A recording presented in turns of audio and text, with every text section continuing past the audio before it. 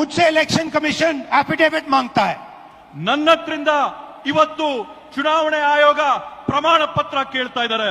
मुझसे कहता है कि मुझे ओथ लेना है. ಅವ್ರು ನನಗೆ ಕೇಳ್ತಾ ಇದ್ದಾರೆ, ನಿಮ್ ಮುಂದೆ ಬಂದು ಪ್ರಮಾಣ ಮಾಡಿ ಅಂತ ಹೇಳಿ. मैंने पार्लियामेंट के सामने, पार्लियामेंट के अंदर ओथ लिया है. ನಾನು इस संविधान के सामने ओथ लिया है. इस पर हाथ डाल के वोट लिया है. इस पे हाथ डालकर ओथ लिया है.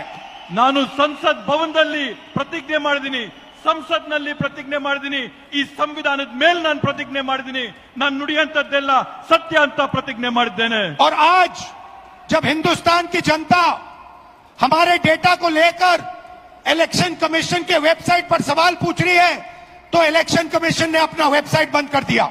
ಇವತ್ತು ನಮ್ಮ ದೇಶದ ಪ್ರಜೆಗಳು ನಮ್ಮ ಒಂದು ಪತ್ರಿಕಾಗೋಷ್ಠಿ ನೋಡಿದ ನಂತರ ಚುನಾವಣೆ ಆಯೋಗದ ವೆಬ್ಸೈಟ್ ಅಲ್ಲಿ ಪ್ರಶ್ನೆ ಮಾಡಕ್ಕೆ ಪ್ರಯತ್ನ ಮಾಡಿದ್ರೆ ಚುನಾವಣೆ ಆಯೋಗದ ವೆಬ್ಸೈಟ್ मध्य प्रदेश, राजस्थान, बिहार के वेबसाइट बंद कर दिए हैं.